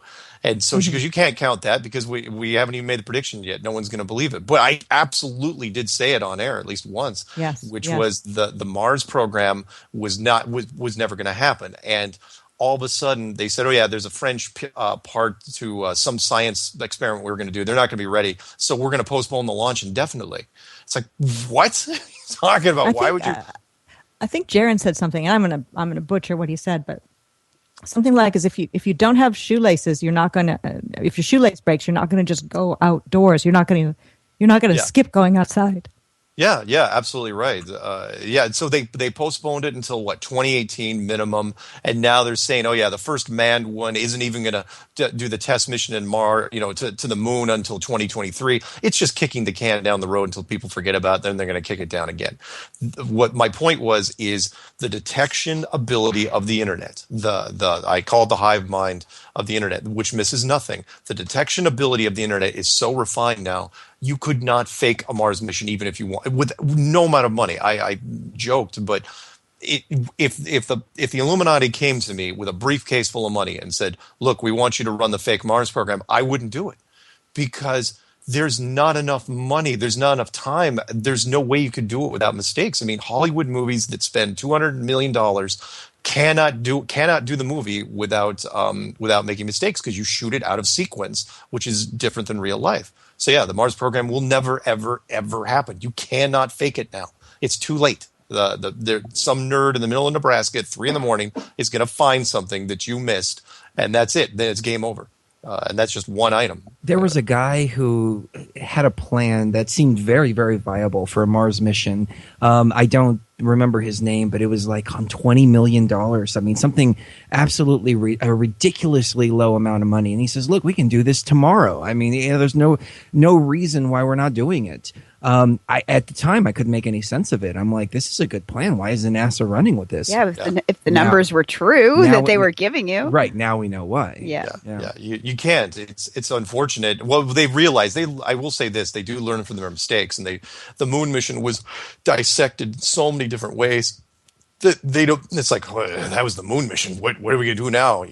People bought that. Nowadays, you do anything out of anything that's remotely suspicious, and they're gonna call you. By the way, Patricia, I don't know if you noticed this, but did you see what my number 5 prediction was? Did you notice that? I can't recall. Neil deGrasse Tyson will formally disavow any further discussion about flat Earth. I didn't even read that again until just now. And so I think when he drops the mic, I know I can't swear, but when he says it's, when he says on air, the world isn't effing flat, and I couldn't believe that. It's like physicists all over the world must be so proud of him using profanity in an argument. But I actually said that was my number 5. So well, that was his way of saying, you're not a scientist like me. And all of you that believe this are not scientists, and we are. And we get to tell you what to do, and we don't have to have any amount of respect for you, not even a modicum of respect for you. Yeah, that was him. Exactly. That was what he was saying. Yeah. With that. Yeah. Him. Well, that and him trying to be all street, because he's got credibility. He's got game. Coming out eating a sandwich, just like he's chilling at home eating a sandwich. Right. I mean, it was just so. It was juxtaposed so fakely. It was almost like NASA decided to go ahead and do all of Neil deGrasse Tyson's appearances Like the NASA was doing that one too. Yeah.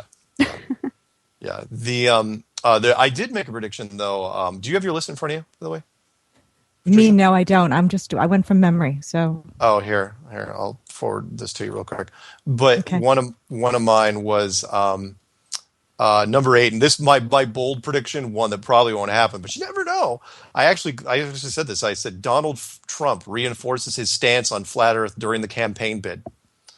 That was actually I don't know if it was a fake story, but I think he actually may try some political if it is him on the Republican side. I think a political candidate may bring it up as a topic if it keeps trending.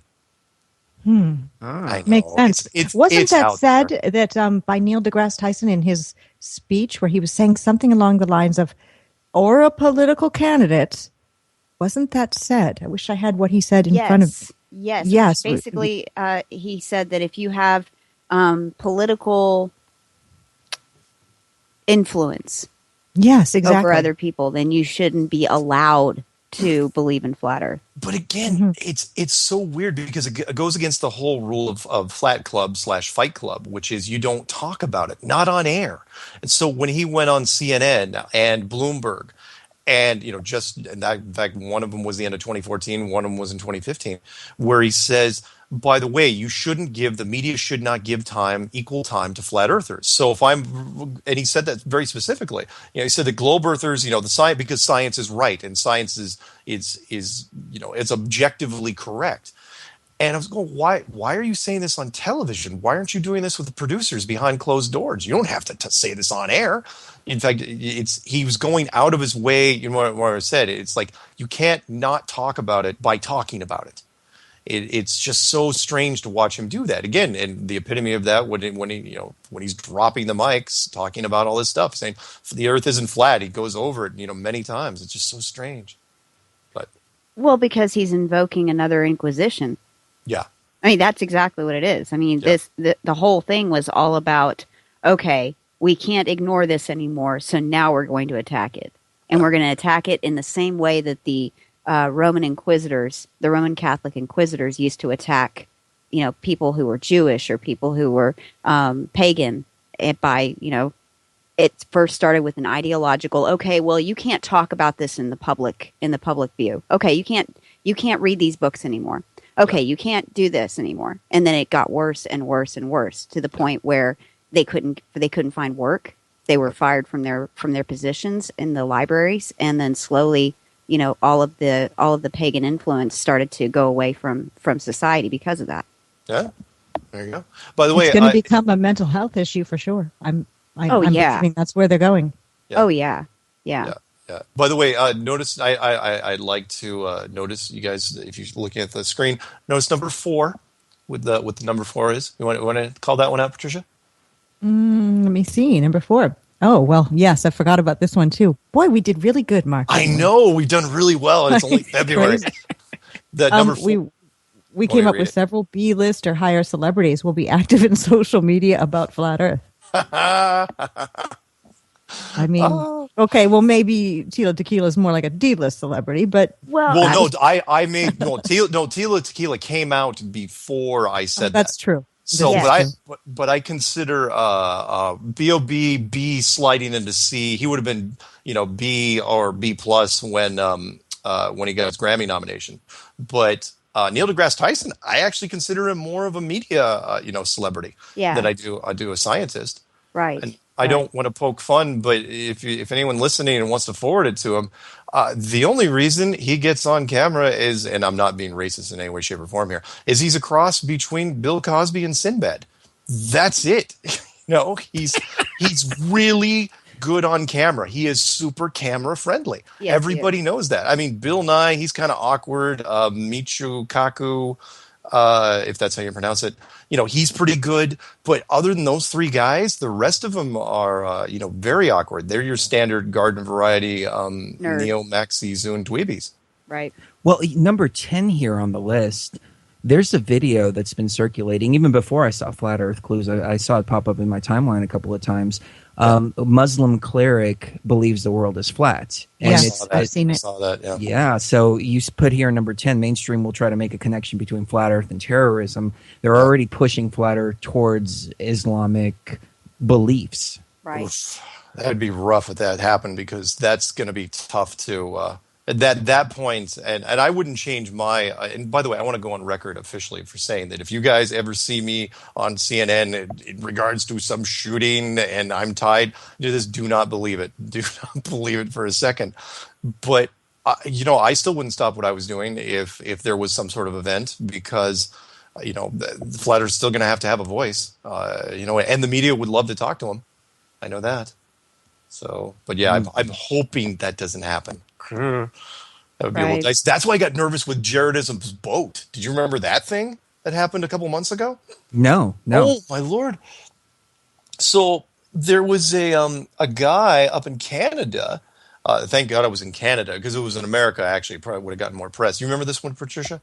Yes, I certainly do. And it was somebody that Jaron kind of knew through online anyway. Yeah. Who said he was going to spray paint a boat with Jaron's name and Globebusters on it and put it somewhere so people could see it. And Jaron probably just thought it. I don't know the whole story, but Jaron probably just thought it was somebody talking. The guy took a boat, like a ski boat, and he painted. It was white on the side. And he hand painted all this stuff like Globebusters and Jaronism and all this .com stuff.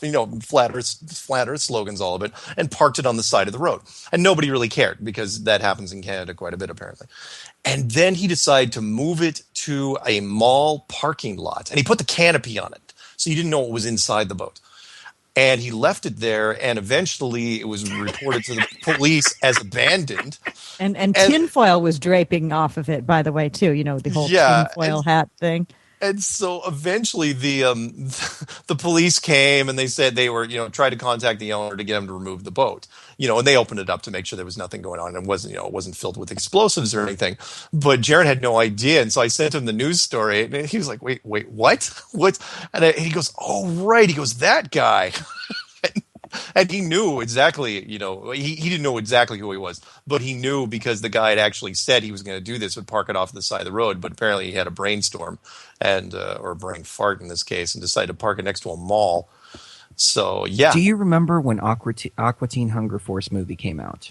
And they took a bunch of light brights and set them up throughout Chicago with the Moonanites on them. And they all lit up at the exact same time. And it shut down the whole city. No. Yeah. I don't remember that either. It happened back in like 2008, 2009. The interviews with the guys are still there, the press conference that they did. And their attorney instructed them not to talk about it. So they said they were going to talk about hair. And so, like hairstyles. And so the media people were asking him, "Can you tell us a little bit about this?" "Well, we've called this press conference here to talk about hairstyles. I think the hairstyles of the 70s were this and that." And it went on for like 20 minutes. They were just running the media around in circles. But they literally shut down the entire city of Boston because they thought it was a terrorist attack. Yeah, well, just about anything now will shut down something in America because of that. Boston or Chicago? I don't remember. Anyways. It was funny. One of our listeners actually named their boat Truth Frequency. Really? Yeah, they have Truth Frequency. He made T-shirts and everything. Right on. That's really cool. That's awesome. The number 7 prediction, there will be a major roundtable with university scientists and leading flat earth proponents. I'm becoming much more skeptical on that. Me too. That might be the one fail on our list. Yeah, because I just don't know if anyone's gonna come forward, because if they're very, because they're smart guys, obviously they have a lot of education. So if you're smart enough to do the research on this, you're smart enough to realize that there are talking points you can't do, you cannot address well enough. So at that point, you just bail out of the debate entirely, because we can't find the thing with that David Rubini was trying to find. He just could not find any university scientists of any kind to talk about this. I'm still waiting, which again reinforces our point. Whereas there's nobody even from the because I've interviewed on this network so many different people from the armed forces and the professional sector, and you, Patricia, have interviewed, a structural engineer and an Army radio operator. Nobody from the professional or military sector has come out to respond. Forget about the scientists. Nobody's even from the professional sector has even bothered to even make an anonymous video saying, by the way, I'm classified in this, this, and this. Here are my qualifications, and this is why the flat Earth is not going to work. We can't even get that. So it's fascinating. But we do have people saying that these experts that we've had on are liars and they're fakes and they're not really have those jobs. But you can tell when you watch the videos and when you hear the people talk, they are completely legit. Yeah, and I didn't have to solicit any of them. They all contacted me, and said, look, here are my qualifications. I know the names of all of them. They've said, you've known the names of some of your people. And, well, actually, yours weren't anonymous. Some of mine were. But it's just amazing. I mean, I love the fact that I got the Air Force guy finally. So I've got all the major armed forces. So the only group that I really haven't touched on yet is ex-NASA, which crossing my fingers, or at least maybe I'll have to settle for a subcontractor from like Boeing or General Dynamics or Lockheed Martin, something like that. We kind of mentioned that NASA will announce contact with another life form on Mars kind of earlier, but that's not when we were talking about predictions, but that is number 6. Yeah. It's kind of when I was saying that they're going to say that maybe the Mars rover will say that it saw something. So yeah, that would be the easy way to do it, where you have the Mars rover, which, by the way, that battery should have been dead, 7 years ago? The miracle battery, because we all know when a battery reaches the point where it can't be charged, it's dead. It's dead. And this thing's still running. But yeah, you take the Mars rover, you roll it over a new hill, and they say, oh yeah, it's a part of the surface we haven't explored before. And oh look, there's a city or a ship. It's a city. Or something. And look at this creature staring at us. Look at this. Guys, it's picking up the Mars rover. I saw a picture of the Mars rover on Mars, and I thought, oh, wow. So they have a camera there following it around. And then they gave this explanation that they took a 360-degree picture as the rover was moving around and then photoshopped it together, and just very, very intricate scientific explanation on how they took a picture of the rover on Mars. Yeah. Oh, I saw a picture of the Mars rover, too. It was in that Matt Damon movie, The Martian. Yeah, they actually you guys probably haven't seen it, but yeah, they actually tied the Mars rover now into the slightly ahead future with Matt Damon. That's what saved him, was the Mars rover. That was the beginning of what saved him, blending in real life with fantasy so that it blurs and you don't know the difference. And by the way, it's nominated for Academy Awards, and which I have no idea why. I watched it. It's a complete ripoff of Mission to Mars with Don Cheadle, and it's ridiculous. Wow. We have about a minute left. Mark, give us the websites, please. Oh, right. Okay, the YouTube, just go to YouTube and type in Flat Earth Clues, or you can type in a search engine and type in Flat Earth Clues. The official website is enclosedworld.com. I have a show here on Truth Frequency Radio called Strange World, and yeah, that's it. Awesome. And Patricia? It's Flat Earth and Other Hot Potatoes on YouTube. Excellent.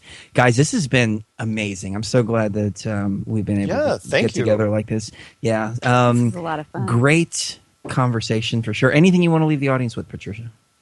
Well, just be nice to each other. That's what I always say, that's what's missing sometimes in this movement. There's fantastic people, but there's a lot of anger and hate.